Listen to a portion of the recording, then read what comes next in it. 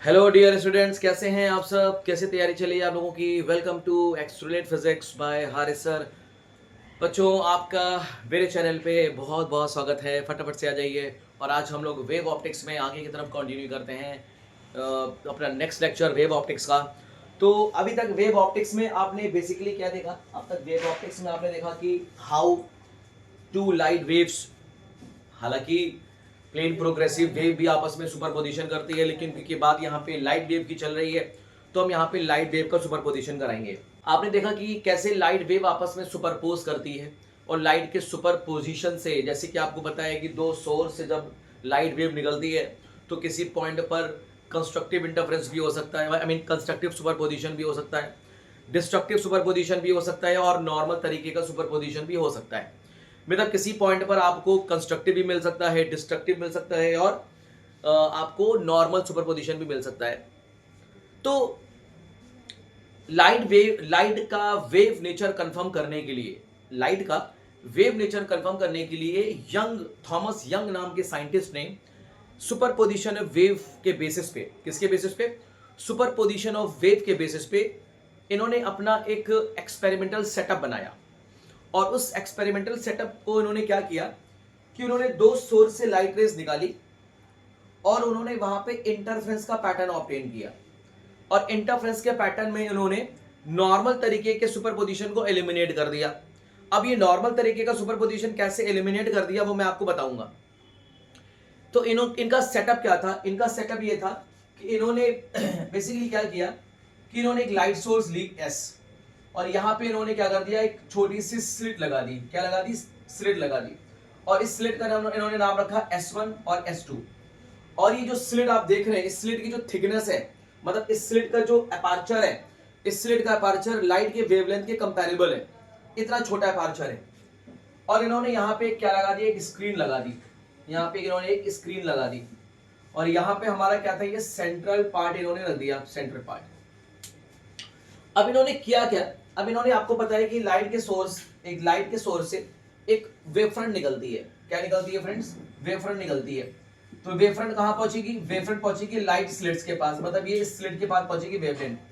और आपको पता है जैसे स्लिट के पास ये वेवफ्रंट पहुंचेगी तो स्लिट के ऊपर मौजूद हर एक पार्टिकल एक नए सोर्स का काम करेगा। जब एक नए सोर्स का काम करेगा तो ये सेकेंडरी वेवलेट्स एमिट करेगा। तो यहां से स्लिट S1 और S2 से क्या प्रोड्यूस हो जाएगी? वेवफ्रंट प्रोड्यूस हो जाएगी। अब देखिए जो वेवलेट्स प्रोड्यूस हो रही हैं तो ये वेवलेट्स क्या करेंगी? आगे की तरफ प्रोपोगेट करेंगी। अब आप इस बात का ध्यान रखिएगा, यहां से जो वेवलेट्स में निकालने वाला हूं, या यहां से जो मैं वेवलेट्स निकालने वाला हूं, मैं सिर्फ इसका क्रस्ट पार्ट आपको दिखाऊंगा। ब्लैक पेन से मैं इसका क्या दिखाऊंगा? सिर्फ और सिर्फ क्रस्ट पार्ट दिखाऊंगा। देखिए इस वेव फ्रंट का मैं सिर्फ आपको क्या दिखाने वाला हूं? क्रस्ट पार्ट दिखाने वाला हूं, क्रस्ट पार्ट। तो ये क्या है? इसका क्रस्ट पार्ट है। ठीक है। इसी तरह से इस सोर्स से क्या निकलेगा? वेवलेट्स निकलेंगी। तो मैं ब्लैक पेन से आपको क्या दिखा रहा हूं? सिर्फ और सिर्फ क्रस्ट पार्ट इसका दिखा रहा हूं, ये क्रस्ट पार्ट दिखा रहा हूं। अब आप देखिए फ्रेंड्स कि दो वेव आपस में क्या कर रही है? सुपरपोजिशन कर रही है। तो जब दो वेव आपस में सुपरपोजिशन करेगी तो आप एक चीज क्या नोटिस कर पा रहे हैं कि हालांकि मैंने डायग्राम तो बहुत ही अच्छा नहीं बनाया, अलग अलग, क्योंकि शेप बिल्कुल परफेक्ट नहीं है। अगर आप परफेक्ट शेप बनाएंगे तो यहां पे देखिए इस वाली वेवलेट्स का क्रस्ट, इस वाली वेवलेट का क्रस्ट जहां पे इंटरसेक्ट कर रहा है, जहां पे क्या कर रहा है? इंटरसेक्ट कर रहा है, वहां पे आप क्या करिए? एक लाइन ड्रॉ कर दीजिए ऐसे। ये लाइन ड्रॉ कर दीजिए। यहां पे आपको क्या मिल जाएगा? क्योंकि क्रस्ट से क्रस्ट मिलेगा, और आपको पता है जब क्रस्ट से क्रस्ट मिलता है तब क्या होता है? वहां पे सेम फेज होता है। और जब दो वेव सेम फेज में मिलती है मतलब क्रस्ट से क्रस्ट मिल रही है। तो जब क्रस्ट से क्रस्ट मिलेगा मतलब सेम फेज में मिलेगा, तो यहाँ पे आपको क्या मिलेगा? एक सेंट्रल ब्राइट मिलेगा। यहाँ पे क्या मिलेगा फ्रेंड्स? सेंट्रल ब्राइट मिलेगा। बोलिए क्लियर है क्या? मतलब आपको यहाँ पे एक ब्राइट स्पॉट मिलेगा, यहाँ पे ब्राइट स्पॉट मिलेगा, या फिर एक ब्राइट आपको क्या मिलेगी? एक ब्राइट बैंड मिलेगा, ब्राइट बैंड मिलेगा। और इस ब्राइट बैंड या ब्राइट स्पॉट को बोला जाता है फ्रिंज। क्या बोला जाता है फ्रेंड्स? फ्रिंज बोला जाता है। तो आपको सेंटर में क्या मिलेगा? ब्राइट फ्रिंज मिलेगा। अब आप देखिए ये जो बीच वाला पार्ट खाली है वो क्या है? ट्रफ का पार्ट है। ये जो बीच का पार्ट आप देख रहे हैं ना, ये किसका पार्ट है? ट्रफ का पार्ट है। अब देखिए इसके बाद लाइट रेस और कहां सेम फेज में है? देखिए यहां पे सेम फेज में, यहां पे सेम फेज में, यहां पे सेम फेज में। तो इसको मिलाएंगे, तो इसको मिलाते हो आपको क्या मिलेगी? एक लाइन ऐसे ड्रॉ कर दीजिए। तो यहाँ पे आपको क्या मिल जाएगा, फर्स्ट ब्राइड मिल जाएगा। क्या मिल जाएगा, फर्स्ट ब्राइड। यहाँ पे तो आपको सेंट्रल ब्राइड मिल जाएगा, फिर यहाँ पे आपको फर्स्ट ब्राइड मिल जाएगा। इसी तरह से देखिए यहाँ पे आप डॉट कर दीजिए, यहाँ पे आप डॉट मिला दीजिए, तो जब आप यहाँ पे ऐसे मिलाएंगे तो आपको यहाँ पे क्या मिल जाएगा, फर्स्ट ब्राइड मिल जाएगा। इसका मतलब सेंट्रल ब्राइड के ऊपर आपको क्या मिल जाएगा, फर्स्ट ब्राइड। सेंट्रल ब्राइड के नीचे आपको क्या मिलेगा, फर्स्ट ब्राइड फ्रिज मिल जाएगी।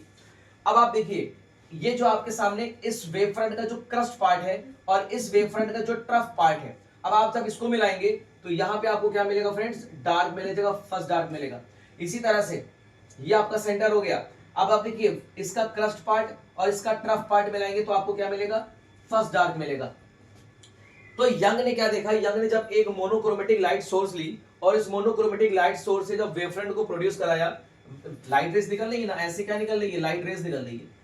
तो यहां से वेवफ्रंट निकली तो उन्होंने स्लिट से जब वेवफ्रंट पास करती है तो आपस में क्या करती हैं, ओवरलैप करती हैं। मतलब ओवरलैप मतलब आपस में सुपरपोज करती हैं। तो सुपरपोज जब करती हैं तो सेंटर पे आपको क्या मिलता है, ब्राइट फ्रिंज मिलती है, फिर डार्क मिलती है, ब्राइट मिलती है, डार्क ब्राइट डार्क ब्राइट। इसी तरह से नीचे भी आपको क्या मिलता है, डार्क ब्राइट मिलता है। तो ये सिस्टमैटिक ऑर्डर की जो स्पॉट्स मिल रहे हैं, सिस्टमैटिक ऑर्डर की जो फ्रिंजेस मिल रही हैं, सेंट्रल में ब्राइट, फिर ऊपर डार्क, नीचे डार्क, फिर ब्राइट, फिर डार्क, फिर ब्राइट, फिर ब्राइट, फिर ब्राइट, मतलब अल्टरनेटिव डार्क ब्राइट, नीचे भी अल्टरनेटिव डार्क ब्राइट मिलती है। इसी को बोलते हैं फ्रिंजेस। इसको क्या बोलते हैं, इंटरफ्रेंस फ्रिंजेस बोलते हैं फ्रेंड्स। इसी को बोलते हैं इंटरफ्रेंस फ्रिंजेस। और इंटरफेरेंस क्या होता है, interference of a light in which light rays overlap to each other और light rays superpose to each other to give a sometime a maximum intensity and sometime a minimum intensity. जहां पे light rays आपस में same phase में मिल रही है तो वहां पे रिजल्टेंट वेव की इंटेंसिटी बढ़ जाएगी। जहां पे लाइट का एक क्रस्ट पार्ट दूसरे लाइट का ट्रफ पार्ट मिल रहा है तो वहां पे इंटेंसिटी डिक्रीज कर जाएगी एंड सो ऑन। तो इसी तरह से इन्होंने क्या किया, पैटर्न को ऑब्टेन किया, इंटरफेरेंस पैटर्न को ऑब्टेन किया। अब बात ये है कि ये जो सोर्स बन रहा है, इस सोर्स को इन्होंने नाम दिया कोहेरेंट सोर्स। क्या नाम दिया फ्रेंड्स, कोहेरेंट सोर्स नाम दिया। तो अब बात ये आती है कोहेरेंट सोर्स क्या होता है, हम कोहेरेंट सोर्स को कैसे ऑब्टेन करते हैं, कोहेरेंट सोर्स का हमारा क्या मेन रोल है इंटरफेरेंस के पैटर्न में। ठीक है, तो अब इंटरफेरेंस के पैटर्न में अब कोहेरेंट सोर्स का हम रोल देखते हैं, बने रहिएगा। हाँ फ्रेंड्स, अगर मान लीजिए आपके सोर्स अलग अलग हैं, दो लाइट के सोर्स अलग अलग हैं, या एक ही मोनोक्रोमेटिक लाइट के दो सोर्स हैं, जैसे मान लीजिए आपके सामने S1 और S2, दो डिफरेंट लाइट सोर्स हैं, दो डिफरेंट मोनोक्रोमेटिक लाइट सोर्स हैं, और ये किसी पॉइंट P पर मिलते हैं। यहाँ से निकलने वाली वेव ऐसे पहुंच जाती है और यहाँ से निकलने वाली वेव ऐसे पहुंच जाती है। बोलिए ठीक है, ये तो हमारे पास सोर्स कैसे हैं, दो अलग अलग मोनोक्रोमेटिक लाइट के सोर्स हैं। मान लीजिए हमारे पास दो ऐसे सोर्स हैं जो सेम मोनोक्रोमेटिक लाइट के हैं, मतलब इसमें से भी रेड कलर की लाइट रेस निकल रही है और इसमें भी रेड कलर की लाइट रेस निकल रही है, और ये किसी पॉइंट पे कहाँ मिलते हैं, P पे मिलते हैं। तो यहाँ से निकलने वाली वेव यहाँ पहुंच जाएगी और यहाँ से निकलने वाली वेव यहाँ पहुंच जाएगी। बोलिए है कि नहीं, और इस पॉइंट पे क्या करेंगे, सुपरपोज करेंगे। अब बात ये आती है कि यहाँ से निकलने वाली वेव और यहाँ से निकलने वाली वेव दोनों कैसा प्रोसेस है, ये स्पॉन्टेनियस प्रोसेस है। स्पॉन्टेनियस प्रोसेस का मतलब ये है कि यहाँ पे जो पॉइंट पे जो लाइट वेव पहुंच रही है तो इन दोनों वेव का जो फेस का डिफरेंस है। अब आपको पता है यहाँ पे वेव का इक्वेशन क्या होता है, y1 = a1 sin omega t plus kx। तो यहाँ पे आप मान लीजिए हमारा x1 है, टाइम कितना है, t1 है, और यहाँ पे इसका इक्वेशन क्या होगा, इस वेव का इक्वेशन क्या होगा, a2 sin omega t2 plus kx2। बोलिए ठीक है, हालांकि आप इसको माइनस भी लगा सकते हैं, वो डायरेक्शन पे डिपेंड करता है, उसमें ज़्यादा टेंशन लेने की जरूरत नहीं है। ठीक है, अब आप देखिए अगर मैं पूछूं बताइए दोनों वेव का फेज डिफरेंस क्या होगा, तो आप दोनों वेव का फेज डिफरेंस क्या बताएंगे, phi is the phase difference between these two waves. और फेज डिफरेंस का फॉर्मूला क्या होता है, इसे बोलते हैं फाइनल फेज, इसे बोलते हैं फाइनल फेज, इसे बोलेंगे इनिशियल फेज। बोलिए ठीक है, तो हम फेज डिफरेंस कैसे निकालेंगे, final phase minus initial phase करके फेज डिफरेंस निकालेंगे। अब आप देखिए यहाँ पे, यहाँ से निकलने वाली वेव और यहाँ से निकलने वाली वेव के बीच में टाइम का डिफरेंस भी आ रहा है। इसका मतलब फेज डिफरेंस किस पे डिपेंड करेगा, टाइम डिफरेंस पे भी डिपेंड करेगा। जैसे आप निकाल के देखिए T2 आपका क्या होगा, ओमेगा T2 माइनस kx2, और यहाँ से आपका phi1 क्या होगा, ओमेगा T1 माइनस kx1। यहाँ से ओमेगा कॉमन ले लेंगे, T1 minus T2 minus T1, और यहाँ से माइनस कॉमन ले लेंगे तो आपका क्या हो जाएगा, k कॉमन ले लेंगे तो आपका हो जाएगा x1 माइनस x2 हो जाएगा। बोलिए ठीक है, ओमेगा इसको बोलेंगे t minus k of x। ये आपके सामने फ्रेंड्स क्या है, ये आपके सामने time difference between two wave, ये आपके सामने है पाथ डिफरेंस, और ये आपके सामने है फेज डिफरेंस। आप एक चीज नोटिस कर पा रहे हैं कि फेज डिफरेंस किस पे डिपेंड कर रहा है, टाइम डिफरेंस पे, फेज डिफरेंस किस पे डिपेंड कर रहा है, पाथ डिफरेंस पे डिपेंड कर रहा है। फ्रेंड्स बने रहिए। हाँ, तो मैं ये कह रहा था कि फेज डिफरेंस किस पे डिपेंड कर रहा है, टाइम डिफरेंस पे डिपेंड कर रहा है। इसका मतलब अगर फेज डिफरेंस टाइम पे डिपेंड करने लगा, तो इसका मतलब इसी पॉइंट पे कंस्ट्रक्टिव इंटरफेरेंस होगा या कंस्ट्रक्टिव सुपरपोजिशन होगा, और इसी पॉइंट पर कुछ देर के बाद डिस्ट्रक्टिव सुपरपोजिशन हो जाएगा, कुछ देर के बाद नॉर्मल सुपरपोजिशन हो जाएगा, कुछ देर के बाद फिर से कंस्ट्रक्टिव हो जाएगा, फिर से डिस्ट्रक्टिव हो जाएगा, नॉर्मल। मतलब इसी पॉइंट पे पहले ब्राइट स्पॉट मिलेगा, फिर धीरे धीरे डार्क होगा, धीरे धीरे धीरे धीरे धीरे धीरे डार्क होकर पूरा डार्क हो जाएगा, फिर धीरे धीरे धीरे धीरे धीरे ब्राइट होगा, फिर धीरे धीरे डार्क होगा, फिर धीरे धीरे ब्राइट, फिर डार्क। तो मतलब हमें एक सिस्टमैटिक ऑर्डर की फ्रिंजेस नहीं मिल पाएंगी, हमें एक सिस्टमैटिक ऑर्डर की क्या नहीं मिल पाएंगी, फ्रिंजेस या स्पॉट नहीं मिल पाएगा। हम ही चाहते हैं कि इस पॉइंट पर एक ही तरह का इंटरफेरेंस हो या एक ही तरह का सुपरपोजिशन हो। अगर कंस्ट्रक्टिव होना है तो सिर्फ कंस्ट्रक्टिव ही हो, डिस्ट्रक्टिव होना है तो डिस्ट्रक्टिव हो, बस इसके अलावा कुछ नहीं हो। अगर कंस्ट्रक्टिव होगा तो यहाँ पे हमें ब्राइट फ्रिंज मिल जाएगी, डिस्ट्रक्टिव होगा तो हमें यहाँ पे डार्क मिल जाएगी। तो लेकिन इस पॉइंट पर आपको क्या हो रहा है, इसी पॉइंट पर बी पॉइंट पर पहले ब्राइट फ्रिंज बन रही थी, पहले ब्राइट स्पॉट बन रहा था, फिर धीरे धीरे धीरे धीरे धीरे धीरे डार्क हो गया, फिर धीरे धीरे धीरे धीरे ब्राइट हो गया। मतलब इसी पॉइंट पर आपका लगातार इंटेंसिटी वेव की, रिजल्टेंट वेव की इंटेंसिटी लगातार चेंज होती जा रही है। अगर आप इसी पॉइंट पर अगर रिजल्टेंट वेव की इंटेंसिटी लगातार चेंज होती जाएगी तो हमें सिस्टमैटिक ऑर्डर की फ्रिंजेस नहीं मिल पाएंगी, हमें सिस्टमैटिक ऑर्डर की बैंड्स नहीं मिल पाएंगे। तो यंग ने क्या किया, यंग ने सोचा कि अगर इन दोनों लाइट सोर्स से निकलने वाली वेव की फ्रीक्वेंसी और इन दोनों सोर्स से निकलने वाली वेव के बीच का फेज डिफरेंस किसी तरह से अगर हम टाइम से इंडिपेंडेंट कर दें, क्या कर दें, टाइम से इंडिपेंडेंट कर दें, तब इनका फेज डिफरेंस सिर्फ पाथ पे डिफरेंस पे डिपेंड करेगा। और ये हम लोग देख लेंगे कि फेज डिफरेंस अगर कुछ वैल्यूज पर्टिकुलर वैल्यूज हुई तो उस पॉइंट पर हमें कंस्ट्रक्टिव मिल जाएगा, और फेज डिफरेंस की कुछ पर्टिकुलर वैल्यूज पे हमें डार्क फ्रिंज मिल जाएगा, और बीच वाला जो मैटर था नॉर्मल सुपरपोजिशन वाला मैटर खत्म हो जाएगा। तो इन्होंने क्या बोला, इन्होंने बोला कि जो दो लाइट सोर्स होती हैं उनसे कभी भी हमें सिस्टमैटिक तरह की ब्राइट फ्रिंज या डार्क फ्रिंज नहीं मिल पाएगी, या अगर दो सेम मोनोक्रोमेटिक लाइट सोर्स हुई तो उनसे भी हमें किसी पॉइंट पी पर सेम तरह की इंटेंसिटी की लाइट वेव नहीं मिल पाएगी। तो इस पॉइंट पर या तो ब्राइट फ्रिंज मिलेगी, कुछ देर के बाद डार्क हो जाएगी, फिर ब्राइट फिर डार्क, फिर ब्राइट फिर डार्क। तो सिस्टमैटिक तरह की हमें फ्रिंजेस नहीं मिलेंगी, सिस्टमैटिक तरह की हमें स्पॉट्स नहीं मिलेंगे। क्लियर है? तो अगर लाइट सोर्स आपका सेम लाइट सोर्स है, ये भी सेम फ्रीक्वेंसी की लाइट इमिट कर रहा है, ये भी सेम फ्रीक्वेंसी की लाइट इमिट कर रहा है, इसका भी वेवलेंथ सेम है, इसका भी वेवलेंथ सेम है, लेकिन आपको पता है यहां से इमिट होने वाली लाइट और यहां से इमिट होने वाली लाइट क्या होती है, स्पॉन्टेनियस प्रोसेस होता है। जिस समय यहां से लाइट वेव इमिट होगी जरूरी नहीं है उसी समय यहां से लाइट वेव इमिट हो, तो इनके बीच में टाइम का डिफरेंस आ जाएगा। मतलब इनके बीच में फेज का डिफरेंस टाइम पे डिपेंड करेगा, इनके टाइम डिफरेंस पे डिपेंड करेगा। और फेज डिफरेंस अगर टाइम डिफरेंस पे डिपेंड करना स्टार्ट कर जाएगा तो इस पॉइंट पी पे हमें हर तरीके का सुपरपोजिशन देखने को मिलेगा। तो अपन हम तो यंग ने क्या सोचा, यंग ने सोचा कि कुछ ऐसा क्राइटेरिया किया जाए, कुछ ऐसा बंदोबस्त किया जाए कि इस पॉइंट पे अगर कंस्ट्रक्टिव इंटरफेरेंस हो रहा है या इस पॉइंट पर अगर कंस्ट्रक्टिव सुपरपोजिशन हो रहा है, कंस्ट्रक्टिव सुपरपोजिशन हो रहा है तो सिर्फ कंस्ट्रक्टिव रहे।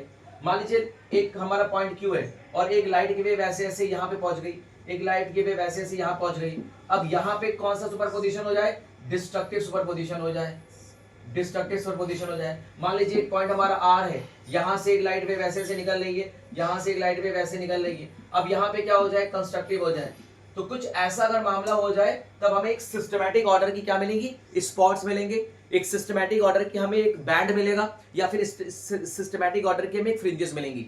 तब हम लाइट के वेव नेचर को क्या कर सकते हैं, कंफर्म कर सकते हैं। एक प्रॉपर तरीके से सस्टेन्ड ब्राइट फ्रिंजेस हमको मिलेंगी, सस्टेन्ड डार्क फ्रिंजेस मिल जाएंगी, तो हम प्रॉपर तरीके से ऑब्जर्व कर पाएंगे कि हाँ लाइट का वेव नेचर होता है। तो यंग ने सोचा कि कुछ ऐसा किया जाए कि इस पॉइंट पी पर phase difference between two waves time से इंडिपेंडेंट हो जाए। इस पॉइंट पे, इस पॉइंट क्यू पे दो वेव जो पहुंच रही हैं उनके बीच का जो फेज डिफरेंस है वो टाइम से इंडिपेंडेंट हो जाए। तब इन्होंने क्या सोचा, तब इन्होंने सोचा कि ये तभी पॉसिबल है जब दो सोर्स कैसे हो, कोहेरेंट सोर्स हो। कैसे सोर्स हो, कोहेरेंट सोर्स हो। तब इन्होंने कल्पना दी करी कोहेरेंट सोर्स की। किसकी कल्पना करी फ्रेंड्स, कोहेरेंट सोर्स की कल्पना करी। अब ये कोहेरेंट सोर्स क्या होते हैं, पहली बात तो आप मोटी मोटी बात याद रखिए, कोहेरेंट सोर्स क्या होते हैं, दो कोहेरेंट सोर्स या दो source are said to be coherent. हम इनको कोहेरेंट कह सकते हैं जब उनसे निकलने वाली वेव की फ्रीक्वेंसी सेम हो, जब उनसे निकलने वाली वेव के बीच का फेज डिफरेंस टाइम से इंडिपेंडेंट हो और कांस्टेंट हो। क्लियर है? तो आप ध्यान रखिएगा, दो सोर्स को कोहेरेंट सोर्स कब बोलेंगे? Two source are said to be coherent,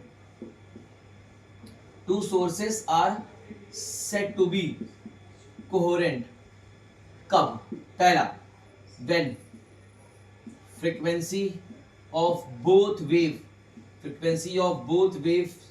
are same, दोनों वेव की फ्रीक्वेंसी सेम हो। अब क्योंकि सेम स्पीड से मूव कर रही है तो इनकी वेवलेंथ भी सेम होगी। दूसरा, इनके बीच का जो फेज डिफरेंस है वो टाइम से डिपेंडेंट भी हो और इनके बीच का फेज डिफरेंस कांस्टेंट भी हो। तो phase difference between two waves is time independent and constant. अगर दो वेव के अंदर ये प्रॉपर्टी पाई जा रही है कि दोनों वेव सेम फ्रीक्वेंसी की वेव है, दोनों वेव के बीच में फेज डिफरेंस टाइम से डिपेंडेंट है, मतलब दो वेव के बीच का फेज डिफरेंस कांस्टेंट है, तो ऐसे दो सोर्सेस को हम बोलेंगे कोहेरेंट सोर्सेस। ऐसे दो सोर्स को हम क्या बोलेंगे? कोहेरेंट सोर्सेस बोलेंगे। और अगर सोर्सेस कोहेरेंट हो गए तब इस पॉइंट पी पे अगर कंस्ट्रक्टिव हो रहा है तो जिंदगी भर इस पॉइंट पी पे कंस्ट्रक्टिव इंटरफेरेंस होगा। इस पॉइंट क्यू पे अगर डिस्ट्रक्टिव सुपरपोजिशन हो रहा है तो इस पॉइंट क्यू पे हमेशा डिस्ट्रक्टिव सुपरपोजिशन होगा। इस पॉइंट पे अगर कंस्ट्रक्टिव हो रहा है तो हमेशा कंस्ट्रक्टिव होगा, कभी भी चेंज नहीं होगा। मतलब यहाँ पे रिजल्टेंट वेव की इंटेंसिटी मैक्सिमम होगी, यहाँ पे रिजल्टेंट वेव की इंटेंसिटी मिनिमम होगी, यहाँ पे रिजल्टेंट वेव की इंटेंसिटी मैक्सिमम होगी, तो आपको यहाँ पे क्या मिल जाएगा? ब्राइट स्पॉट मिल जाएगा। यहाँ पे क्योंकि इंटेंसिटी मिनिमम है तो आपको डार्क स्पॉट मिल जाएगा। यहाँ पे फिर से इंटेंसिटी मैक्सिमम होगी तो आपको क्या मिल जाएगा फ्रेंड्स? ब्राइट स्पॉट मिल जाएगा। तो इस तरह से एक सिस्टमैटिक हम बैंड्स, एक सिस्टमैटिक फ्रिंजेस ऑब्टेन कर सकते हैं और इन्हीं फ्रिंजेस को बोलते हैं इंटरफेरेंस फ्रिंजेस। क्या बोलते हैं फ्रेंड्स? Interference fringes. और क्योंकि इंटरफेरेंस का पैटर्न ये दो वेव के सुपरपोजिशन पे बेस्ड होता है, इसलिए इसको बोलते हैं इंटरफेरेंस ऑफ लाइट। और लाइट के इंटरफेरेंस को सबसे पहले थॉमस यंग ने हाइगन्स के प्रिंसिपल के बेसिस पे अपने मॉडल में, अपने एक्सपेरिमेंटल मॉडल में एक्सप्लेन किया था, जिसका नाम था यंग डबल स्लिट एक्सपेरिमेंट। तो फ्रेंड्स, सबसे पहले तो आपको ये मैं ये बताऊंगा कि कोहेरेंट सोर्स की क्या क्या कंडीशन है, कोहेरेंट सोर्स को हम कैसे ऑब्टेन करते हैं। तो ये बात तो बिल्कुल क्लियर हो गई कि दो लाइट के अलग अलग सोर्स या दो लाइट के सेम सोर्स कभी भी कोहेरेंट नहीं हो सकते। क्यों नहीं हो सकते? आपको समझ में आ गया? क्योंकि लाइट का इमिशन एक स्पॉन्टेनियस प्रोसेस है और दो लाइट सोर्स से निकलने वाली वेव के बीच का फेज डिफरेंस वो टाइम से इंडिपेंडेंट नहीं हो पाता। और टाइम से अगर इंडिपेंडेंट नहीं हो पाएगा तो फेज डिफरेंस टाइम पे डिपेंड करेगा। किसी समय यहाँ पे कंस्ट्रक्टिव हो जाएगा, उसी समय यहाँ पे डिस्ट्रक्टिव हो जाएगा, किसी समय नॉर्मल हो जाएगा। तो इसी वजह से हम नॉर्मल तरह के लाइट सोर्स को हम यूज नहीं कर सकते इंटरफेरेंस का पैटर्न ऑब्टेन करने के लिए। हमें स्पेशल तरह के सोर्स की जरूरत पड़ती है और स्पेशल तरीके के सोर्स को हम क्या बोलते हैं? Coherent source. और कहा जाता है लेजर बीम, कहा जाता है laser beam is one of the most important और one of the most accurate coherent source of light. Light का सबसे एक्यूरेट कोहेरेंट सोर्स होता है लेजर बीम।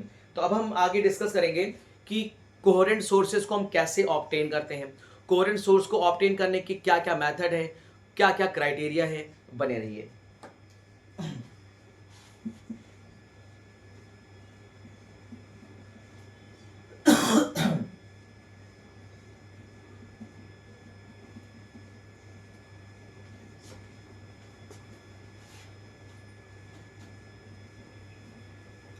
अब आपको ये तो समझ में आ गया है कि यंग ने अपने एक्सपेरिमेंट में क्यों दो अलग अलग लाइट सोर्स को नहीं लिया या क्यों दो मोनोक्रोमेटिक सोर्स के सेम लाइट सोर्स को नहीं लिया। वजह ये थी, सिर्फ ये वजह थी कि किसी पॉइंट पर जब सुपरपोजिशन हो रहा था तो उस पॉइंट पे सस्टेन सुपरपोजिशन नहीं हो पा रहा था। सस्टेन का मतलब होता है कि किसी पॉइंट पर अगर कंस्ट्रक्टिव सुपरपोजिशन हो रहा है तो उस पॉइंट पे कंस्ट्रक्टिव ही बना रहे, तो ऐसा नहीं हो पा रहा था। तो उन्होंने क्या किया? कोहेरेंट सोर्स बनाए। कोहेरेंट सोर्स को बनाया जाता है, ऑब्टेन किया जाता है। अब हम बात करते हैं, पहले तो आपको समझ में आ गया कोहेरेंट सोर्स क्या होते हैं। दो सोर्सेज को कोहेरेंट सोर्स तभी बोलेंगे जब उनसे निकलने वाली वेव की फ्रीक्वेंसी सेम होगी, जब उनसे निकलने वाली वेव के फेज के बीच का फेज डिफरेंस टाइम से इंडिपेंडेंट होगा और उनके बीच का फेज डिफरेंस कांस्टेंट होगा। क्या होगा फ्रेंड्स? कांस्टेंट होगा। तो ऐसे दो सोर्स को कोहेरेंट सोर्स बोल सकते हैं। तो नॉर्मल तरह के जो लाइट सोर्स होते हैं वो कोहेरेंट सोर्स नहीं होते, या दो सेम तरह के मोनोक्रोमेटिक लाइट सोर्स भी कोहेरेंट सोर्स नहीं होते, तो इनको ऑब्टेन किया जाता है। देखिए how to obtain coherent source, how to obtain coherent sources. Coherent sources obtain करने की क्यों जरूरत है, क्यों कोहेरेंट सोर्स को ऑब्टेन किया जाए, क्योंकि हमें इंटरफेरेंस का पैटर्न ऑब्टेन करना है, हमें एक सिस्टमैटिक स्पॉट्स, एक सिस्टमैटिक इंटरफेरेंस फ्रिंजेस ऑब्टेन करना है। हम चाहते हैं कि हमें एक सस्टेन और एक सिस्टमैटिक तरीके का हमें फ्रिंजेस मिले, स्पॉट्स मिले, बैंड्स मिले, अल्टरनेटिव बैंड्स मिले, bright dark bright dark bright dark मिले। अगर एक इस तरह का सिस्टमैटिक बैंड मिलेगा तो देखने में भी अच्छा होगा, तो हम इसको प्रॉपर तरीके से ऑब्जर्व कर सकते हैं, हम आगे और कई फिनोमिना को एक्सप्लेन कर सकते हैं। इसी वजह से हमें कोहेरेंट सोर्स की जरूरत पड़ती है। तो बिना कोहेरेंट सोर्स के इंटरफेरेंस पॉसिबल नहीं है। देखिए फ्रेंड्स, सुपरपोजिशन तो हो जाता है, अगर दो लाइट के सोर्स अगर अलग अलग लाइट के सोर्स हैं तो वो आपस में सुपरपोजिशन तो करेंगे, लेकिन इंटरफेरेंस का पैटर्न नहीं मिलेगा। दो अगर सेम मोनोक्रोमेटिक लाइट के दो अलग अलग सोर्स है, सेम मोनोक्रोमेटिक लाइट सोर्स के दो सोर्स हैं, जैसे दो सोर्स हैं, इनसे भी रेड कलर की लाइट्स निकल रही है, इनसे भी रेड कलर की लाइट्स निकल रही है, दोनों में सुपरपोजिशन तो होगा, लेकिन इंटरफेरेंस का पैटर्न नहीं मिलेगा। इंटरफेरेंस के पैटर्न के लिए आपको सोर्स कैसे बनाना पड़ेगा, कोहेरेंट सोर्स बनाना पड़ेगा। तो कोहेरेंट सोर्स बनाने के लिए हमारे पास दो मेथड होते हैं। पहला मेथड होता है बाय डिवाइडिंग, बाय डिवाइडिंग और स्प्लिटिंग, बाय डिवाइडिंग और स्प्लिटिंग वेव फ्रंट। पहले तो हम वेव फ्रंट को डिवाइड या स्प्लिट कर सकते हैं। अच्छा, वेव फ्रंट को स्प्लिट या डिवाइड कैसे करेंगे, by the method of reflection और रिफ्रैक्शन से। याद रखिएगा, by the method of, by the method of या by the process of, sorry, by the process of reflection and refraction. याद रखिएगा, जब जब रिफ्लेक्शन होगा और जब जब रिफ्रैक्शन होगा, हमेशा वेव फ्रंट ही क्या करेगी, स्प्लिट करती है, वेव फ्रंट डिवाइड कर जाती है। ठीक है फ्रेंड्स, तो जब जब रिफ्लेक्शन होगा और जब जब रिफ्रैक्शन होगा, हमेशा लाइट की वेव फ्रंट ही स्प्लिट कर जाती है। तो पहला हमारे पास कोहेरेंट सोर्स को ऑब्टेन करने का मेथड है by splitting the wave front. और वेव फ्रंट स्प्लिट कब होता है, जब रिफ्लेक्शन का प्रोसेस होता है या फिर रिफ्रैक्शन का प्रोसेस होता है। इसके भी हमारे कई मेथड हैं, जैसा पहला सबसे पहला मेथड है हमारा Young double slit experiment. Young ने अपने डबल स्लिट के एक्सपेरिमेंट में वेव फ्रंट को स्प्लिट कर दिया था। तो पहला हमारा क्या है friends, Young's double slit experiment, double slit experiment. Second क्या है हमारा, सेकंड है Fresnel biprism, Fresnel's biprism. Fresnel biprism, Fresnel नाम के साइंटिस्ट ने दो प्रिज्म को बेस टू बेस जोड़कर कोहेरेंट सोर्स ऑब्टेन किया था। क्यों कोहेरेंट सोर्स ऑब्टेन किया, क्योंकि उनको इंटरफेरेंस का पैटर्न ऑब्टेन करना था, इस वजह से उन्होंने कोहेरेंट सोर्स ऑब्टेन किया। तीसरा हमारे पास मेथड है लियोट्स मिरर। क्या है फ्रेंड्स, लियोट्स मिरर।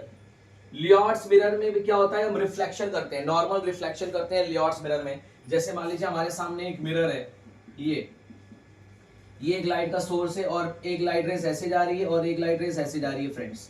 यहाँ से लाइट रेस ऐसे रिफ्लेक्ट होगी, यहाँ से लाइट रेस ऐसे रिफ्लेक्ट होगी। तो जब इनको पीछे की तरफ प्रोड्यूस करेंगे तो हमें क्या मिलेगा, ये हमारा पेरेंट सोर्स है, ये इसकी वर्चुअल इमेज है। तो दोनों सोर्सेज, ये सोर्स, इसकी इमेज किस तरह बिहेव करती है, दोनों कोहेरेंट सोर्स की तरह बिहेव करती है। और अगर ये दोनों कोहेरेंट सोर्स की तरह बिहेव करेगी तो इस एरिया में आपको क्या मिलेगा फ्रेंड्स, इतने एरिया में आपको इंटरफेरेंस का पैटर्न देखने को मिलेगा, इतने एरिया में आपको इंटरफेरेंस का पैटर्न देखने को मिलेगा। क्योंकि यहाँ पे नॉर्मल तरीके का रिफ्लेक्शन हो रहा है, तो अगर नॉर्मल तरीके का रिफ्लेक्शन होगा तो यहाँ पे क्या होगा, वेव फ्रंट स्प्लिट कर जाएगी। तो वेव फ्रंट स्प्लिट कहाँ करती है, रिफ्लेक्शन के प्रोसेस में वेव फ्रंट स्प्लिट कर जाती है। तो ये कौन सा मेथड है, लियोट्स मिरर का मेथड है। तो इसको भी हम अच्छी तरह से पढ़ेंगे, इनकी बीच की डिस्टेंस क्या होती है, स्मॉल डी होती है, ठीक है। और यहाँ पे क्या लगा होता है, स्क्रीन लगा होता है, स्क्रीन तक की डिस्टेंस को हम कैपिटल डी बोलते हैं। तो यहाँ पे हम किसका ऑब्टेन करते हैं, फ्रिंज विड्थ निकालते हैं।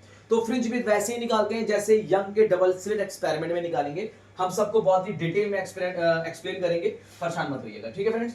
तो यहाँ पे पहला आपका हो गया young double slit experiment, second हो गया फ्रिजनल बाय प्रिज्म, थर्ड हो गया लियोट्स मिरर। तो ये आपका बहुत इंपॉर्टेंट है, bye the splitting of wave front. दूसरा हमारे पास मेथड है वेव फ्रंट को ऑब्टेन करने का by splitting of amplitude. Amplitude या इंटेंसिटी को स्प्लिट आउट करके हम दो कोहेरेंट सोर्स ऑब्टेन कर सकते हैं। तो हमारे पास कौन सा मेथड है friends, by splitting by splitting of amplitude. Amplitude का मतलब लाइट की वेव की इंटेंसिटी को स्प्लिट करना। और लाइट की वेव की इंटेंसिटी कब स्प्लिट करती है? जब पार्शियल रिफ्लेक्शन या पार्शियल रिफ्रैक्शन होता है। याद रखिएगा, ये कब पॉसिबल है? Bye the process of partial reflection और पार्शियल रिफ्रैक्शन। पार्शियल रिफ्रैक्शन और पार्शियल रिफ्रैक्शन के फिनोमेना पे लाइट वेव हमेशा क्या करती है? उसकी इंटेंसिटी स्प्लिट करती है। तो ये बहुत इंपॉर्टेंट फिनोमेना है, इसको आप ध्यान से याद रखिएगा। जब लाइट रेस एक ट्रांसपेरेंट मीडियम में, जब लाइट रेस एक मीडियम से दूसरी मीडियम में जाती है तो वहां पे पार्शियल रिफ्लेक्शन भी होता है, पार्शियल रिफ्रैक्शन भी होता है। वहां पे आपको क्या मिलेगा? लाइट की वेव की इंटेंसिटी स्प्लिट कर जाएगी, लाइट की वेव का एम्पलीट्यूड स्प्लिट कर जाएगा। ठीक है फ्रेंड्स, तो यहां पे आपको क्या मिलेगा? दो कोहेरेंट सोर्स मिलेगा। कैसे मिलेगा ये आगे हम एक्सप्लेन करेंगे बहुत ही प्रॉपर तरीके से। तो यहाँ पे हमारे पास कौन कौन से मेथड है? यहाँ पे हमारे पास पहला मेथड है thin interference, thin film interference, thin film interference. ठीक है फ्रेंड्स, और थिन फिल्म इंटरफेरेंस का सबसे अच्छा एग्जांपल क्या है फ्रेंड्स? थिन फिल्म इंटरफेरेंस का सबसे अच्छा एग्जांपल है न्यूटन्स रिंग, न्यूटन्स रिंग। और सेकंड है माइकलसन इंटरफेरोमीटर, माइकलसन इंटरफेरोमीटर।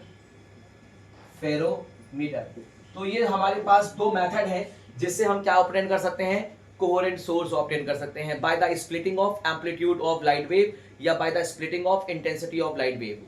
तो कोहेरेंट सोर्स को क्यों ऑब्टेन करना है? कोहेरेंट सोर्स को ऑब्टेन करना है इंटरफेरेंस का पैटर्न ऑब्टेन करने के लिए, इंटरफेरेंस के पैटर्न को ऑब्जर्व करने के लिए। तो ये तभी पॉसिबल है जब हम कोहेरेंट सोर्स बना दें। अब कोहेरेंट सोर्स को हम दो तरीके से ऑब्टेन कर सकते हैं, या तो हम वेवफ्रंट को स्प्लिट कर दें या फिर हम एम्पलीट्यूड को स्प्लिट कर दें। एम्पलीट्यूड मतलब इंटेंसिटी को स्प्लिट कर दें। वेवफ्रंट को स्प्लिट करने के हमारे पास तीन मेथड है, Young double slit experiment, second Fresnel biprism, third Lloyd's mirror. और एम्पलीट्यूड को स्प्लिट करने के हमारे पास दो मेथड है, हालांकि और भी मेथड होते हैं।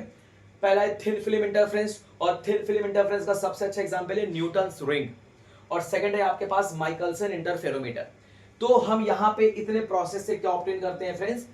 कोहेरेंट सोर्स ऑब्टेन करते हैं। चलिए अब कोहेरेंट सोर्स मान लीजिए हमने ऑब्टेन कर लिया।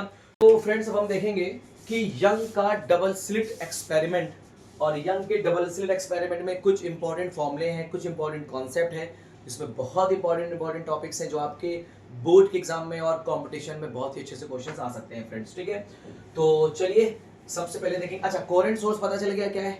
कोहेरेंट सोर्सेज, दो sources are said to be coherent sources in which the wave emit from sources are of the same frequency and the phase difference between them are constant independent of time, and the wave produced या wave propagate from these coherent sources are called coherent wave। इनको क्या बोलते हैं? coherent wave बोलते हैं। ठीक है, तो अब हम बात करेंगे young double slit experiment. Heading लगा लीजिए, यंग डबल स्लिट एक्सपेरिमेंट। तो यंग के डबल स्लिट एक्सपेरिमेंट में सबसे पहले हम निकालने वाले हैं यंग के डबल स्लिट एक्सपेरिमेंट में पाथ डिफरेंस कैसे निकालते हैं फ्रेंड्स। तो पहले थोड़ा सा जल्दी से डायग्राम बना लेते हैं, वो डायग्राम आपको समझ में आ जाएगा, बहुत आसान है। तो देखिए यंग साहब ने क्या किया, अपने प्रयोग में एक मोनोक्रोमेटिक लाइट सोर्स लिया और यहाँ पे इन्होंने दो स्लिट लिए, अपार्चर S1 और S2 नाम के, और इस स्लिट की जो थिकनेस थी, अपार्चर की जो थिकनेस थी, वो इस लाइट के वेवलेंथ के कंपैरेबल थी। और यहाँ पे इन्होंने क्या रख दिया, एक स्क्रीन ऐसे उठा के स्क्रीन लगा दी। ठीक है फ्रेंड्स, और यहाँ पे इन्होंने क्या रखा, ये इनका एक स्ट्रेट लाइन था, सेंटर पार्ट था। तो यहाँ से इनकी क्या निकल रही थी, एक वेव, मतलब एक वेव निकल रही थी, जैसे लाइट रेस निकली ना, जैसे मान लीजिए लाइट रेस ऐसे निकल रही है कि नहीं, और यहीं से आपकी क्या निकलेगी, वेव फ्रंट भी निकलेगी। तो मान लीजिए वेव फ्रंट निकल रही है ऐसे। ठीक है फ्रेंड्स, अब इस पॉइंट पर और इस पॉइंट पर मौजूद हर एक पार्टिकल कैसा बिहेव करता है, एक नए लाइट सोर्स की तरह बिहेव करता है अकॉर्डिंग टू हाइगेंस, और वो क्या इमिट करता है, सेकेंडरी वेवलेट्स इमिट करता है। लेकिन यहाँ पे दोनों सोर्स से वेव फ्रंट इमिट हो रहे हैं या वेवलेट्स इमिट हो रहे हैं। अब आप देखिए, अब यहां से निकलने वाली वेव, यहां से वेव ऐसे ऐसे निकली, यहां पहुंची, और यहां से वेव ऐसे ऐसे निकली, यहां पहुंच गई। बोलिए फ्रेंड्स, ठीक है, कोई दिक्कत तो नहीं है, बहुत बढ़िया। तो वेव कहां पहुंच गई है, दोनों वेव यहां पे पहुंच गई, इस पॉइंट पे पहुंच गई अगर। ठीक है, अब इस जैसे इस पॉइंट पे पहुंची तो आप बहुत ध्यान से एक चीज ऑब्जर्व करिए, हम इसे क्या बोलते हैं, स्लिट बोलते हैं। ये हमारा क्या है, मोनोक्रोमेटिक लाइट सोर्स। ये क्या है, मोनोक्रोमेटिक लाइट सोर्स। अब इस मोनोक्रोमेटिक लाइट सोर्स में हम किस वेवलेंथ की लाइट लेंगे हम आपको आगे बताते हैं। ये हमारा स्क्रीन है जहां पे हमें इंटरफेरेंस का पैटर्न ऑब्टेन करना है। क्लियर है, बहुत ही बढ़िया। अब आप देखिए, अब मान लीजिए इस पॉइंट को बोलते हैं सेंट्रल पॉइंट, और यहां पे आप एक चीज नोटिस करिए कि यहां से निकलने वाली, अगर इस पॉइंट को हम ए बोल दें, इस पॉइंट को हम बी बोल दें, इस पॉइंट को हम बोल दें पी, तो देखिए ए से पी और बी से पी का डिस्टेंस सेम है ना, ये लेंथ और ये लेंथ सेम है, और यहां से निकलने वाली वेवलेट्स और यहां से निकलने वाली वेवलेट्स सेम टाइम पे यहां पे पहुंच रही हैं और सेम स्पीड से चल रही हैं, तो ये डिस्टेंस भी बराबर होगी। मतलब इन दोनों वेव के बीच का जो पाथ डिफरेंस होगा वो जीरो होगा। इस पॉइंट पर इनका पाथ डिफरेंस क्या होगा, जीरो होगा। और फ्रेंड्स मैंने आपको बताया है कि अगर पाथ डिफरेंस जीरो हुआ तो वहां पे कौन सा मिलेगा, कंस्ट्रक्टिव इंटरफेरेंस मिलेगा। पाथ डिफरेंस अगर जीरो हो जाता है तो आपको क्या मिलता है, कंस्ट्रक्टिव इंटरफेरेंस मिलता है, या कंस्ट्रक्टिव सुपरपोजिशन मिलता है कि नहीं।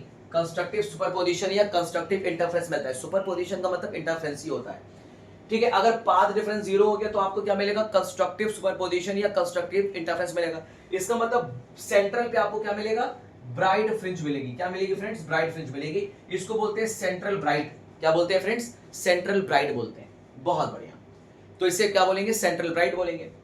अब मान लीजिए हमारे पास कोई पॉइंट है, ये अपने पास कोई पॉइंट है, let it be P.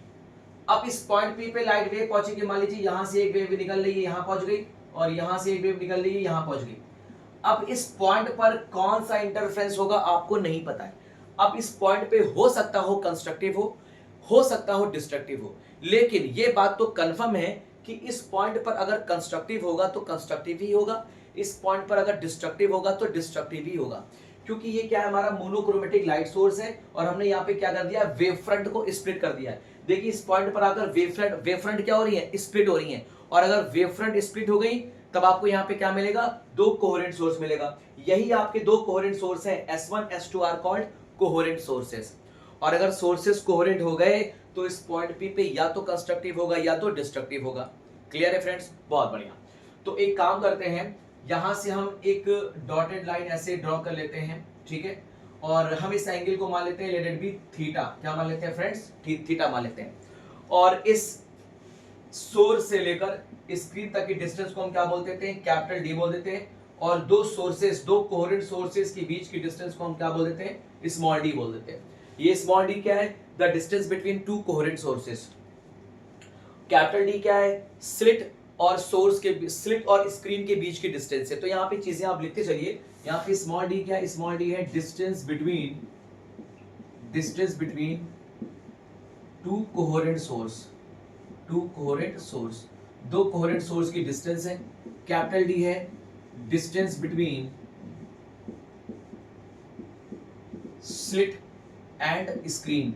Slit समझ में आ गया क्या, कोहेरेंट सोर्स है ना, तो ये इसको बोलते हैं स्लिट। इसको क्या बोलते हैं फ्रेंड्स, स्लिट बोलते हैं, इसको अपर्चर भी बोलते हैं, ठीक है।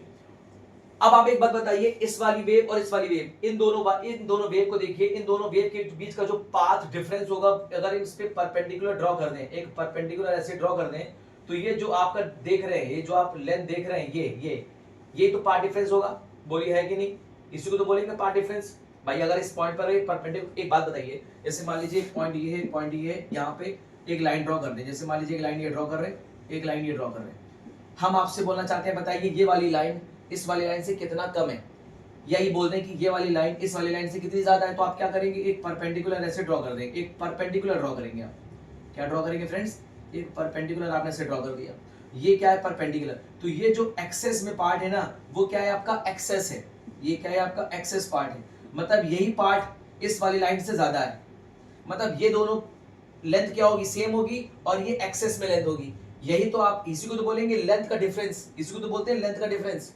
तो वही चीज मैंने बताई, अगर आपका ये लेंथ का डिफरेंस है, तो अगर वही मैंने किया कि अगर इस पे हम एक परपेंडिकुलर ड्रॉ कर दें, इस पॉइंट सोर्स से अगर परपेंडिकुलर ड्रॉ कर दें, तो ये जो आपको दिखाई दे रहा है, इसको हम बोल दें x, तो यही क्या होगा, पाथ का डिफरेंस होगा, यही फ्रेंड्स क्या होगा, पाथ का डिफरेंस। तो पॉइंट P पे दो लाइट वेव के बीच का पाथ डिफरेंस कितना हो जाएगा, x हो जाएगा। तो मान लीजिए ये एंगल कितना है फ्रेंड्स, थीटा है। ये एंगल कितना है, थीटा। अगर आप बहुत ध्यान से अगर आप चीजों को ऑब्जर्व करिए तो ये एंगल कितना है, 90 है। ये है डी, ये है थीटा। तो क्या हम एक्स निकाल दें? चलिए हम लोग एक्स निकालते हैं। अगर मैं आपसे कुछ, अगर मैं ट्रायंगल डिनोट कर दूं, मैं इसे मान लो एम मान लेता हूं, तो ए एम बी, अगर आप ट्रायंगल को देखो, ट्रायंगल ए एम बी को बहुत ध्यान से देखिए तो आपको ऑब्जर्व होगा साइन थीटा। साइन थीटा बराबर क्या होता है, साइन थीटा बराबर होता है लंब बटे कर्ण, और 90 के सामने क्या है, कर्ण, और ये हमारे सामने लंब। तो लंब कितना है, x, कर्ण कितना है, d। तो आप क्या कर देंगे, यहाँ पे x बाय डी कर देंगे। बोलिए फ्रेंड्स, क्लियर है? और ये दोनों एंगल आपस में सेम होगा, ये भी थीटा, ये भी थीटा, एंगल सेम होगा, इस बात का ध्यान रखिएगा, ठीक है? तो साइन थीटा बराबर क्या होगा, x बाई टी। तो यहाँ से x बराबर कितना आ जाएगा, d साइन थीटा आ जाएगा। फ्रेंड्स बोलो क्लियर है?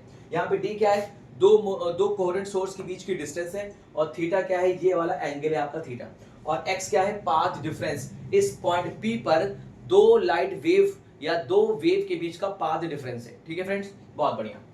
मान लीजिए ये जो पॉइंट P है सेंट्रल से कितने डिस्टेंस पे, मान लेते हैं सेंट्रल से y डिस्टेंस पे। कितने डिस्टेंस पे, y डिस्टेंस पे। अब आप एक बात बताइए, अगर हम इस पॉइंट को कंसीडर कर ले, मान लीजिए इस पॉइंट को हम बोलते हैं O, क्या बोलते हैं फ्रेंड्स, O बोलते हैं। तो अगर मैं आपसे पूछूं, बताइए ट्रायंगल OPB0, या आप इसको कुछ मान लीजिए, इसको हम क्या मान लें, इसको हम n मान लेते हैं। क्या मान लेते हैं, n। तो ट्रायंगल देखिए OPN, अगर मैं आपसे पूछूं, बताइए ट्रायंगल OPN, तो ट्रायंगल OPN को अगर आप ध्यान से देखिए तो आपको मिलेगा tan theta is equal to लंब बटे आधार।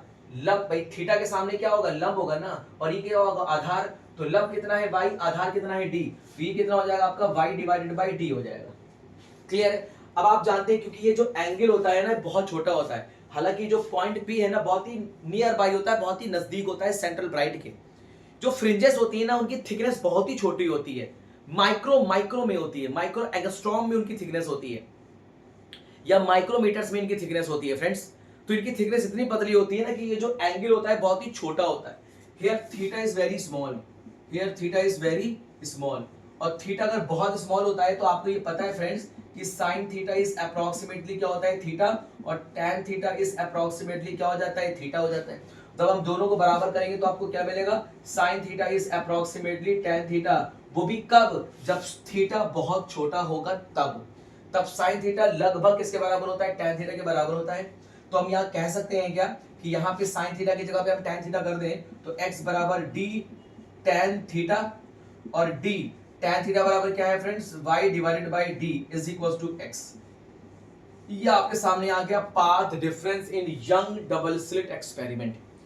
यंग के डबल स्लिट एक्सपेरिमेंट में ये आपके सामने आ गया path difference dy divided by capital by d, और y क्या है, y है आपका इस पॉइंट की सेंट्रल से डिस्टेंस है y। तो पाथ डिफरेंस x बराबर dy by capital D। Clear है फ्रेंड्स? यहां तक समझ में आया कि नहीं? यहां तक आपको समझ में आना चाहिए। ये है पाथ डिफरेंस, ये क्या निकल गया, path difference at point on screen, screen के किसी भी पॉइंट पर एक्सेप्ट सेंट्रल ब्राइट को छोड़कर किसी भी पॉइंट पर पाथ डिफरेंस यही निकलेगा। मैं तो कहता हूं आप P छोड़ो, आप मान लो ये पॉइंट तुम्हारा Q है, इस पॉइंट Q पे भी अगर आप पाथ डिफरेंस निकालोगे ना तो इतना ही आएगा। सब छोड़ो, ये पॉइंट मान लो आपके सामने R है, इस पॉइंट R पे भी अगर आप पाथ डिफरेंस निकालोगे दो वेव के बीच में तो भी कितना आएगा, इतना ही आएगा। ये कांस्टेंट पाथ डिफरेंस है स्क्रीन के ऊपर एक्सेप्ट सेंट्रल ब्राइट को छोड़ के। तो path difference at point on a screen in Young double slit model, young double slit experiment. तो यंग के डबल स्लिट एक्सपेरिमेंट में पाथ डिफरेंस आपके सामने ये निकलता है फ्रेंड्स, ठीक है? अब चलते हैं कंडीशन के ऊपर। हम ये पता लगाना चाहते हैं कि पॉइंट P पर कंस्ट्रक्टिव इंटरफेरेंस हो रहा है या कंस्ट्रक्टिव। देखिए सुपरपोजिशन को इंटरफेरेंस बोलते हैं, पहली बात आप इसमें कंफ्यूज मत होइएगा। इंटरफेरेंस और कुछ नहीं है, इंटरफेरेंस मतलब सुपरपोजिशन होता है। बट इंटरफेरेंस और सुपरपोजिशन में एक खास बात यह है कि all the interference is the superposition, but all the superposition is not a interference. जितने भी इंटरफेरेंस का पैटर्न मिलेगा उन सब में सुपरपोजिशन का फिनोमिना है, बट हर सुपरपोजिशन के फिनोमिना में इंटरफेरेंस मिले इसका कोई गारंटी नहीं है। तो याद रखिएगा, हर किस केस में, आपको याद है मैंने दो केस बनाया था। आपको यंग के डबल स्लिट मॉडल में भी इंटरफेरेंस का पैटर्न मिलेगा, फ्रेजल बाइप्रिज्म में मिलेगा, लियोट्स मिरर में भी मिलेगा, थिन फिल्म इंटरफेरेंस में मिलेगा, बीम स्प्लिटर इन माइकलसन इंटरफेरोमीटर में भी मिलेगा, न्यूटन रिंग में भी आपको इंटरफेरेंस का पैटर्न मिलेगा। ये सब किस पे बेस्ड है? ये सब बेस्ड है फ्रेंड्स आपके सुपरपोजिशन ऑफ वेव पे बेस्ड है। बट सुपरपोजिशन, हर वेव का सुपरपोजिशन होता है, तो क्या हर जगह इंटरफेरेंस मिलेगा? नहीं, हर सुपरपोजिशन में इंटरफेरेंस नहीं मिलेगा, लेकिन हर इंटरफेरेंस में आपको सुपरपोजिशन का प्रिंसिपल मिलेगा। तो याद रखिएगा, मैं बात करता हूं सुपरपोजिशन की, मैं बात करता हूं इंटरफेरेंस की, इसका मतलब सुपरपोजिशन की बात चल रही है, क्योंकि यहाँ पे सोर्सेस कैसे आ गए हैं? कोहेरेंट सोर्सेस आ गए हैं, और सोर्सेस अगर आपकी कोहेरेंट हो गए तो वो जो सुपरपोजिशन होगा ना, वो इंटरफेरेंस कहलाएगा। क्या कहलाएगा फ्रेंड्स? इंटरफेरेंस कहलाएगा। मेरी बात समझ में आ रही है? बहुत बढ़िया। अब हम चेक करना चाहते हैं, इस पॉइंट पी पर कंस्ट्रक्टिव इंटरफेरेंस होगा तो कंडीशन क्या होगी, और इस पॉइंट पर अगर डिस्ट्रक्टिव इंटरफेरेंस होगा तो कंडीशन क्या होगी। बने रहिए।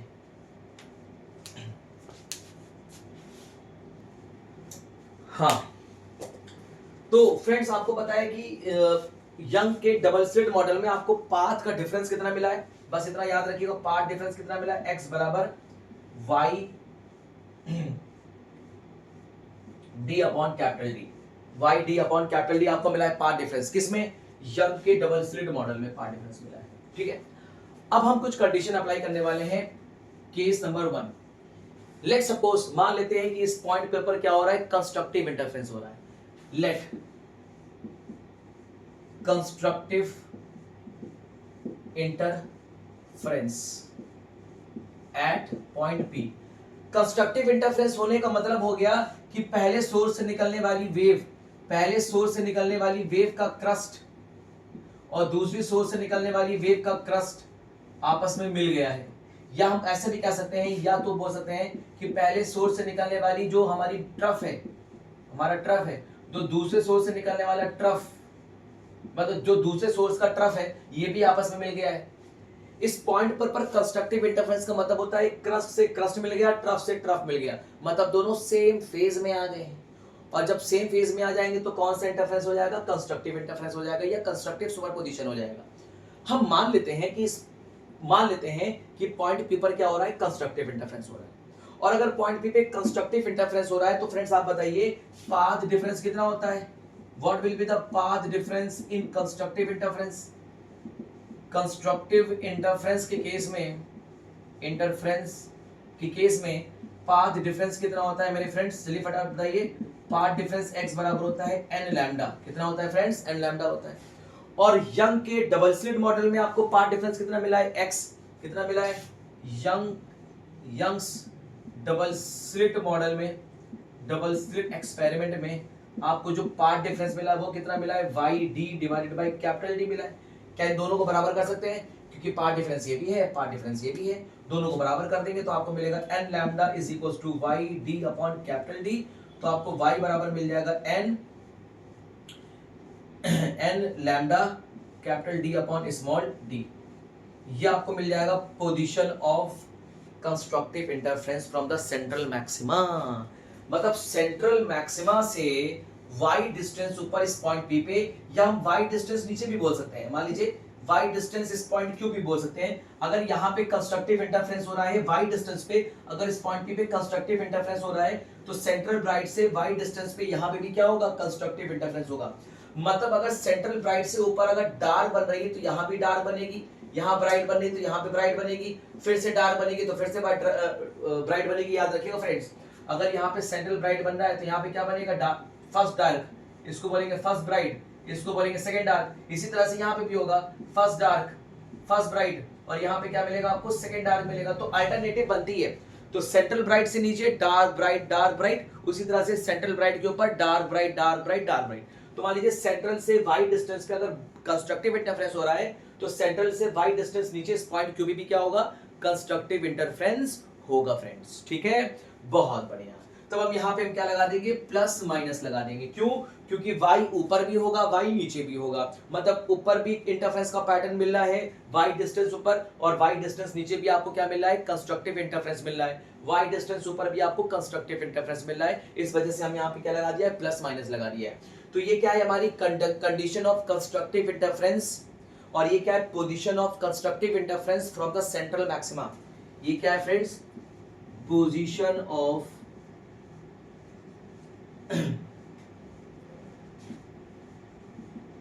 Constructive interference, constructive interference.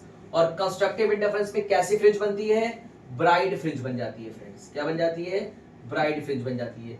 Bride fringe बनती है मतलब इसकी इंटेंसिटी कितनी हो जाती है, maximum intensity, intensity is maximum, maximum intensity हो जाती है। तो हम ये कह सकते हैं कि कंडीशन ऑफ या position of nth bride fringe, इसको क्या बोलते हैं, पोजीशन ऑफ, इसको बोलते हैं position of nth bride fringe from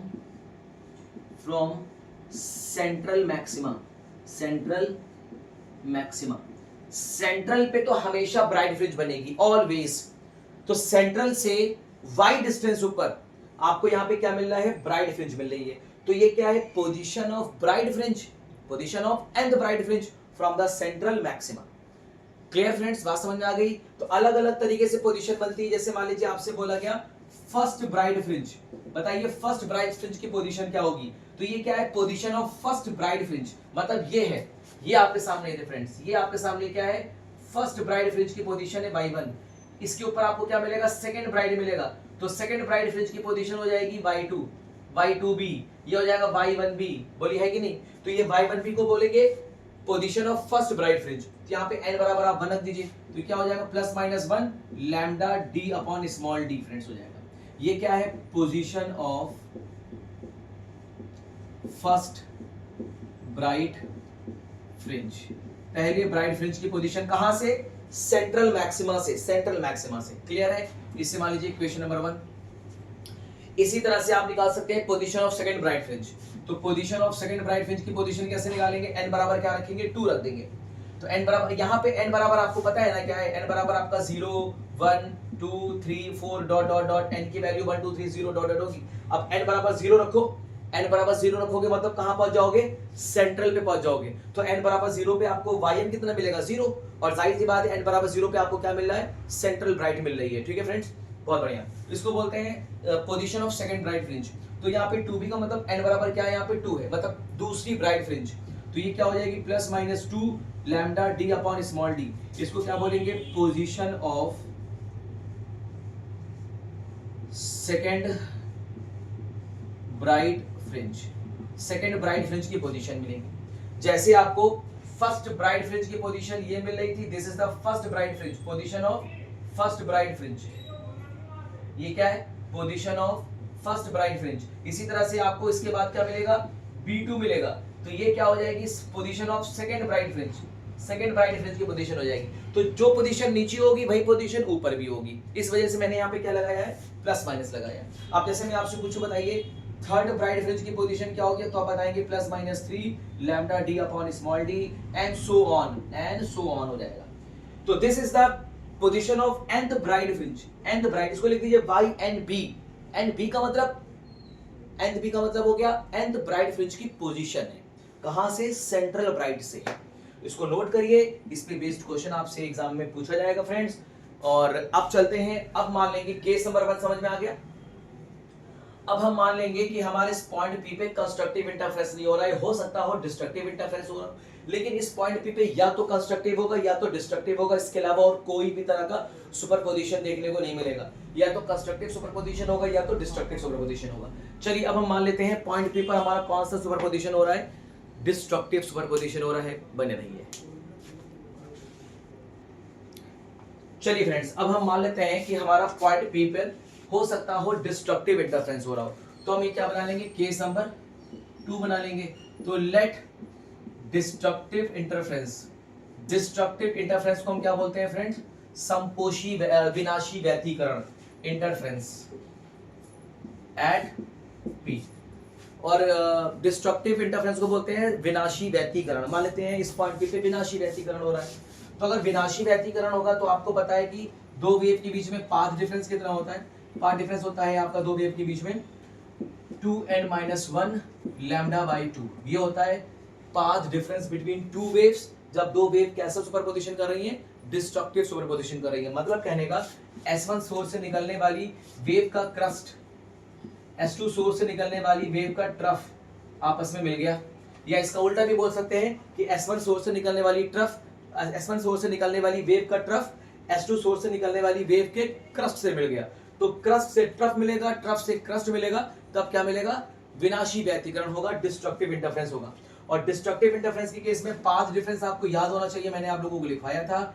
path difference कितना होता है? 2n-1 lambda by 2। यहाँ पे n की वैल्यू कहां से स्टार्ट होती है? देखो n की वैल्यू स्टार्ट होगी 1 से, क्योंकि n बराबर 0 पे सेंट्रल ब्राइट ऑलरेडी बन गया है। एक बार सेंट्रल पे ब्राइट बन गया तो वहां पे अब डार्क नहीं बनेगा, ठीक है। यहाँ पे n बराबर स्टार्ट होता है 1 2 3 4 5 dot dot dot dot n तक, ठीक है फ्रेंड्स। अब ये आपका हो गया n बराबर x बराबर 2n-1 lambda by 2 is the path difference in destructive interference. और यंग में पाथ डिफरेंस कितना है? x बराबर y d अपॉन d, दोनों को बराबर करेंगे तो हमको मिलेगा 2n-1 lambda by 2 is equals to y small d upon capital D। तो यहां से आपको क्या मिल जाएगा? y मिल जाएगा, y बराबर हो जाएगा d अपॉन स्मॉल d, ये हो जाएगा 2n-1 लैम्डा बाई 2 हो जाएगा। ये आपका क्या है?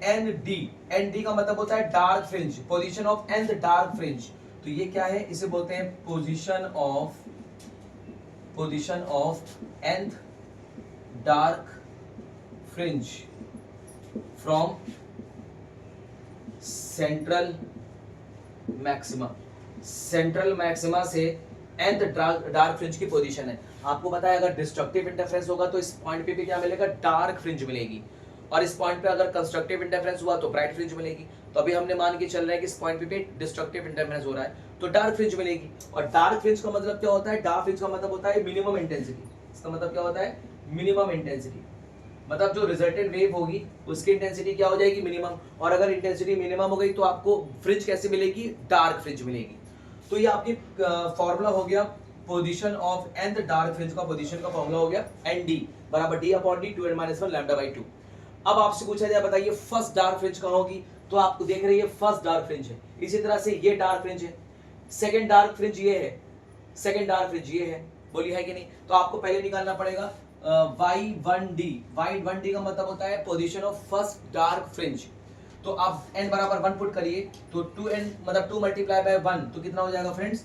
d lambda upon 2d, d lambda upon dt। इसे बोलेंगे position of first dark fringe. पहले डार्क फ्रिंज की पोजीशन है कहां से? From central maxima. सारी पोजीशन अपन कहां से निकालेंगे? सेंट्रल मैक्सिमा से निकालेंगे।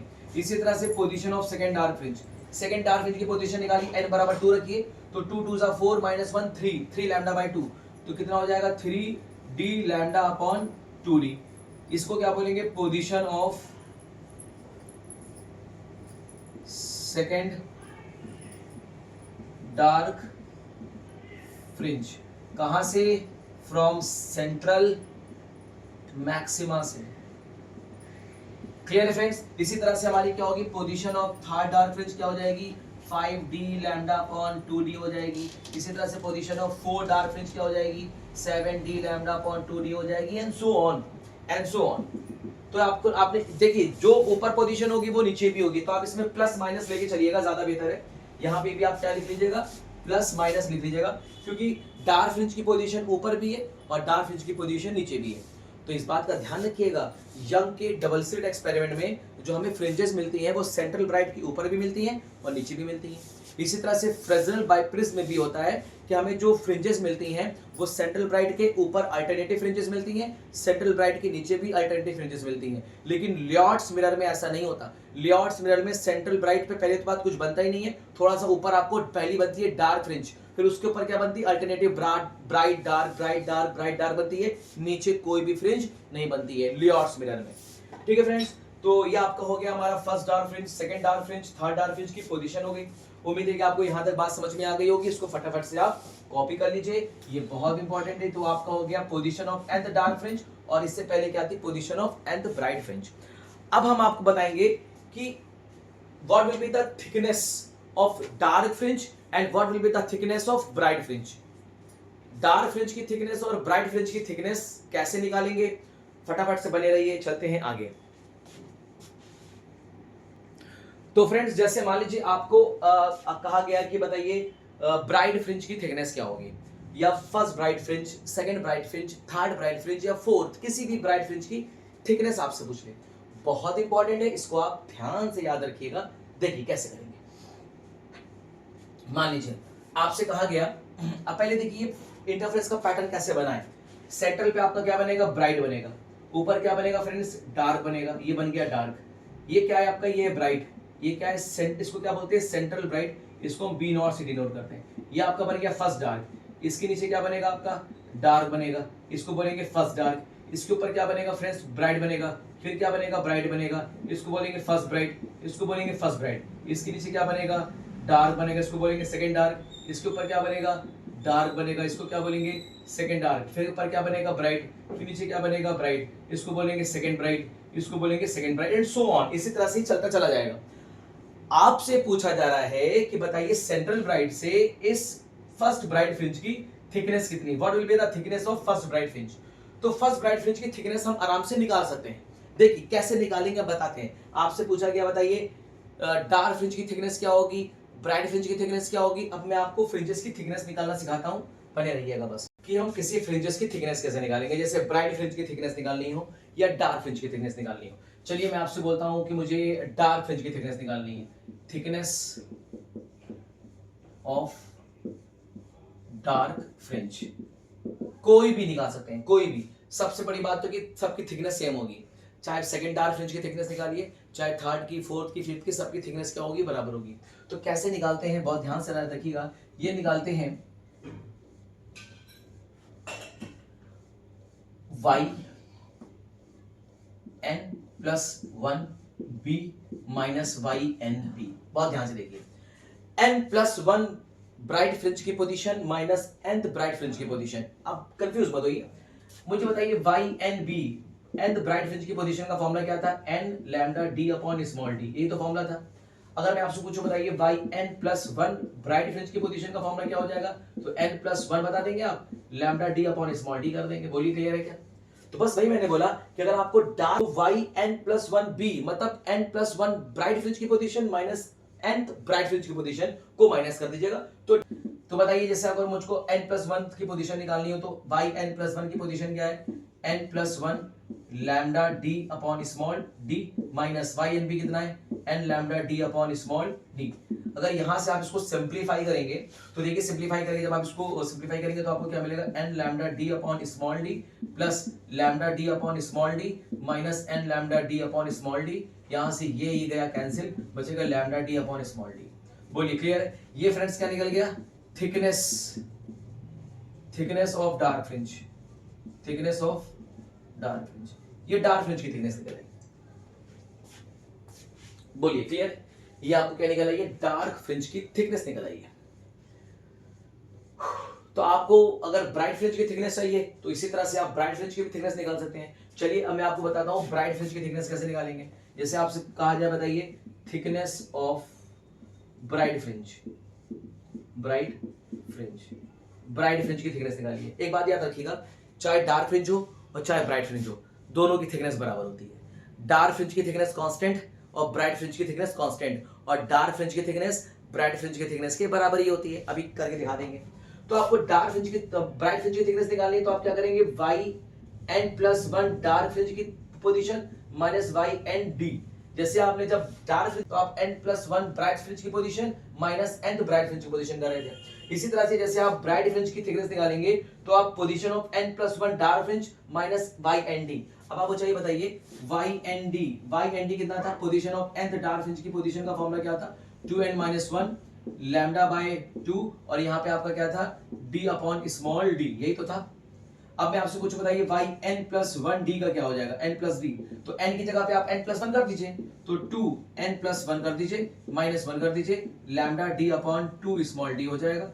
इसको सिंप्लीफाई करिए, अंदर मल्टीप्लाई करिए तो हो जाएगा 2n plus 2 minus 1 in bracket lambda d अपॉन स्मॉल 2d। ये देखिए ये हो जाएगा आपका 2n प्लस 1 और ये आपका हो जाएगा d lambda upon small 2d हो जाएगा। ये आपका yn प्लस 1 d आ गया, yn प्लस 1 d आ गया। अब उठा के आप वहां पे पुट कर दीजिए, इसको इसमें से इसको करना पड़ेगा माइनस। तो देखिए yn प्लस 1 d कितना है आपके सामने, 2n+1, ये आपके सामने क्या है, lambda d divided by 2 lambda minus y n d, और वाई एन डी आपके सामने क्या है, वाई एन डी आपके सामने है 2n-1 lambda D upon 2d। बोलिए क्लियर है?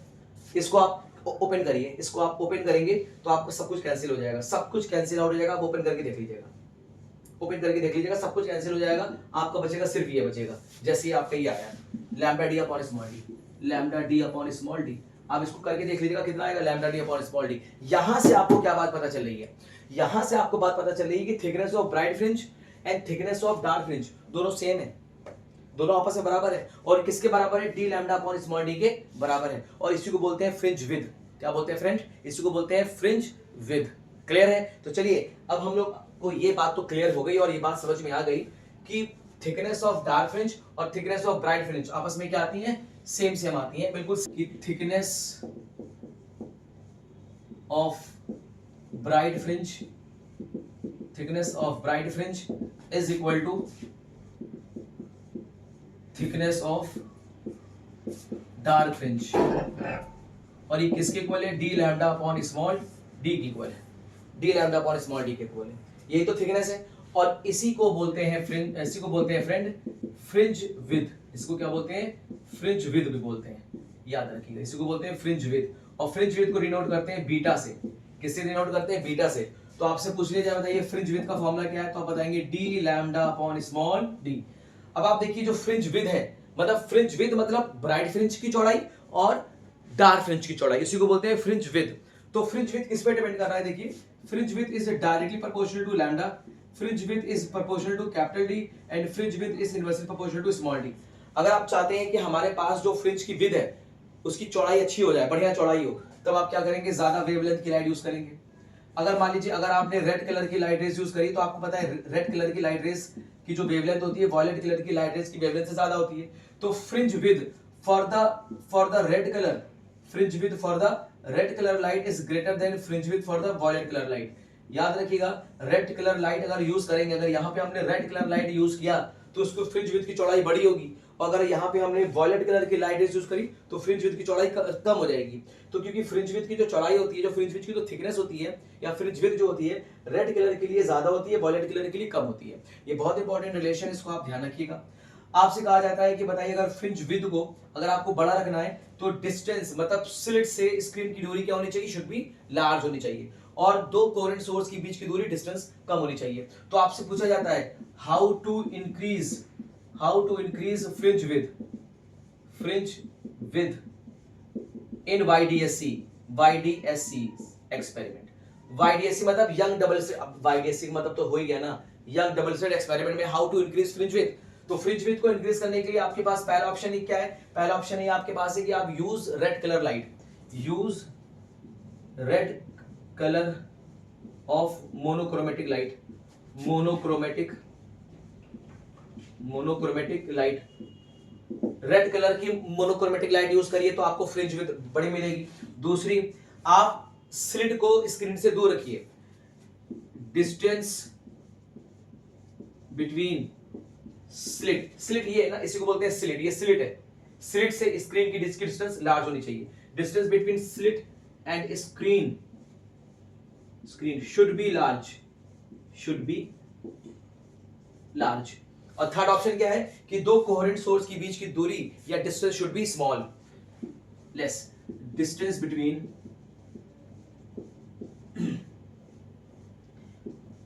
टू कोहेरेंट सोर्स, ये इसे बोलते हैं कोहेरेंट सोर्स। S1 S2 जो सोर्स है ना, अब यहीं से तो वेवलेट्स निकल रही है ना, अब यहीं से तो निकल रही है वेवलेट्स, तो ये क्या है, कोहेरेंट सोर्स है। और यहां से जो वेवलेट्स निकल रही, वेवफ्रंट निकल रही है, वो सेम फ्रीक्वेंसी की है और इनके बीच में जो फेज डिफरेंस है वो टाइम पे डिपेंड नहीं कर रहा है। तो distance between two coherent source should be small.